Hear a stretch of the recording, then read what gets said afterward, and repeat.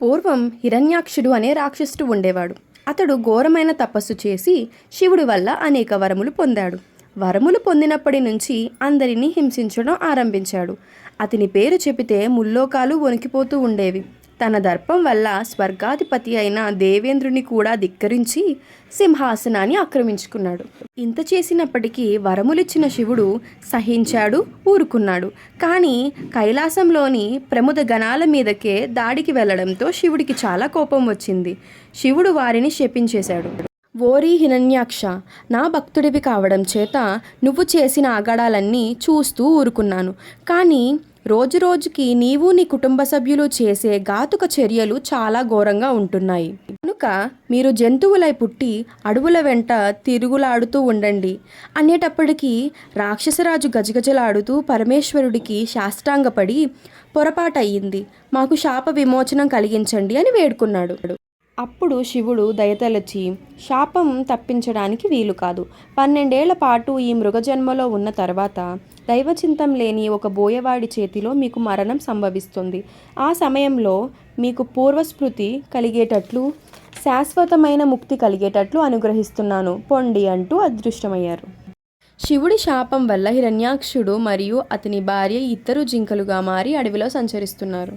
జింకలు సంచరించే ఆ అడవిలోనే ఒక భక్తుడు వచ్చి బిల్వపత్రాలు కోస్తూ ఉండేవాడు. ఒక్కొక్క పత్రం కోస్తున్నప్పుడల్లా శివశివ అంటూ ఉండేవాడు. కోసిన పత్రాలను ఆ చెట్టు కింద వెలసిన స్వయంభూలింగానికి పూజ చేసుకుంటూ ఉండేవాడు. శాపవశం చేత మృగజన్మ ఎత్తిన రాక్షసులు ఆయన చేసిన పనిని గమనించి తమకు తరుణోపాయం దొరికినట్లుగా పొంగిపోయాయి.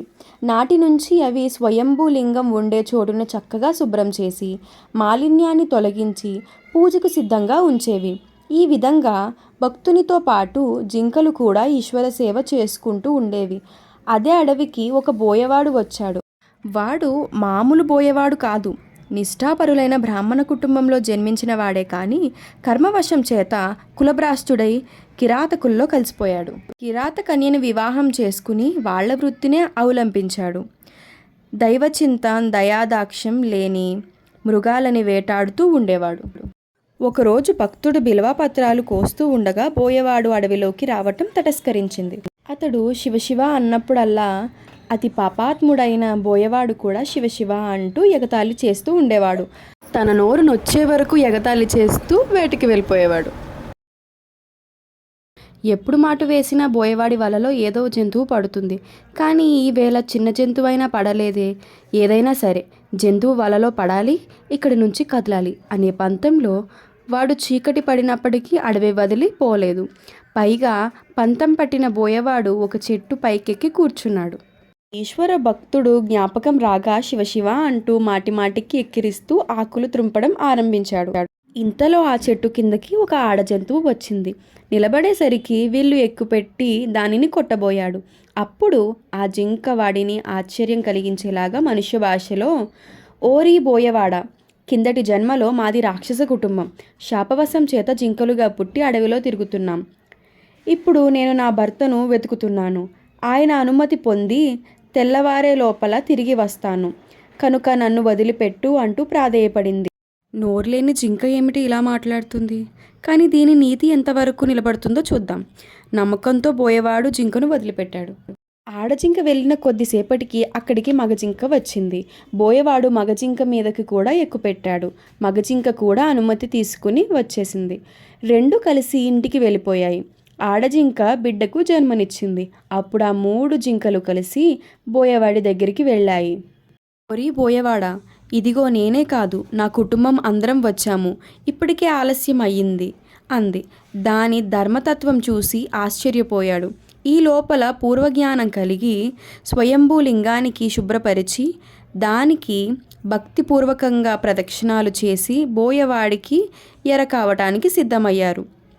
ఇప్పుడు బోయవాడు తను చేసిన పాపాలన్నీ తలపోసి దుఃఖించేటప్పటికీ కన్నీరు దారలుగా ప్రవహించి చెట్టు దిగువనున్న స్వయంభూలింగంపై పడిపోయాడు. ఇంతకీ చీకట్లో అతను ఎక్కి కూర్చున్నది బిల్వ వృక్షము. ఎగతాళికే కావచ్చు. కలవని తలంపుగా ఆ బిల్వపత్రములను త్రుంపిపోయగా ఆ చెట్టు కింద ఉన్న స్వయంభూ మీద పడ్డాయి. అదృశ్యవశాత్తు ఆ రోజు మహాపర్వదినమైన శివరాత్రి కావడంతో జాగారం చేసి పూజ చేశాడు. తన కన్నీటి దారలతో స్వయంభూలింగానికి తన భాష్య దారలతో అభిషేకించటం వల్ల శివుడు ప్రీత్యుడై ఆ లింగాన్ని ఛేదించుకుని వచ్చి ఆ బోయవానికి అనుగ్రహించాడు. జింకల యొక్క పుట్టు పూర్వత్రాన్ని శివుడు బోయవానికి వివరించాడు. మహాశివుని కరుణ వల్ల బోయవాడి పాపాలన్నీ పటాపంచలైపోయాయి. ముక్తి మార్గం లభించింది.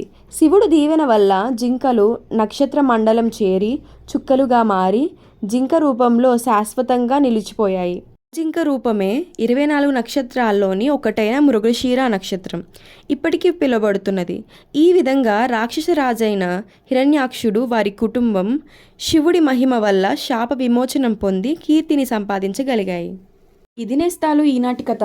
మరొక కథతో రేపు కలుసుకుందాం.